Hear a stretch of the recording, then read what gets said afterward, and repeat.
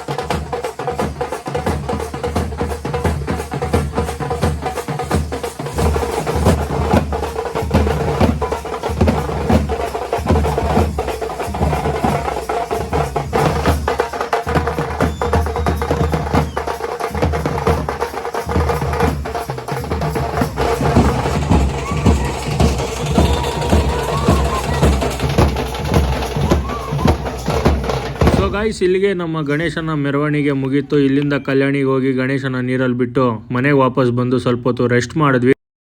ಪ್ರತಿ ವರ್ಷ 101 ಗಣೇಶ ಬರುತ್ತೆ ನಮ್ಮ ಏರಿಯಾಗೆ. ಸೊ ಅಲ್ಲೋಗಿ ಎಲ್ಲ ಗಣೇಶನ ನೋಡಿಕೊಂಡು ನಿಂತ್ಕೊಂಡು ಅಲ್ಲಿ ಬರ್ತಾ ಇದ್ದಿದ್ದು ಗಣೇಶನೆಲ್ಲ ನೋಡಿಕೊಂಡು ಎಂಜಾಯ್ ಮಾಡಿ ಗಾಯ್ಸ್ 101 ಗಣೇಶ ಬರುತ್ತೆ ಅಂತ ಕಾಯ್ಕೊಂಡಿದ್ವಿ. ಆದರೆ 101 ಗಣೇಶ ಬಂದಿಲ್ಲ.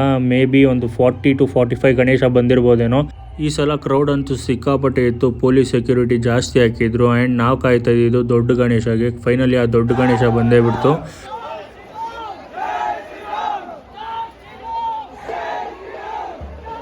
ಸೊ ಗೈಸ್, ಇಲ್ಲಿಗೆ ಗಣೇಶ ಹಬ್ಬದ ಬ್ಲಾಗ್ ಎಲ್ಲ ಮುಗೀತು. ಇನ್ನೇನಿದ್ರು ಹೊಸ ಕಂಟೆಂಟಿಂದ ಬರ್ತಾ ಇರ್ತೀನಿ. ದಯವಿಟ್ಟು ಲೈಕ್ ಮಾಡಿ, ಶೇರ್ ಮಾಡಿ, ಸಬ್ಸ್ಕ್ರೈಬ್ ಮಾಡ್ಕೊಳ್ಳಿ, ಸಪೋರ್ಟ್ ಮಾಡಿ. Thank you. Until then, take care, bye.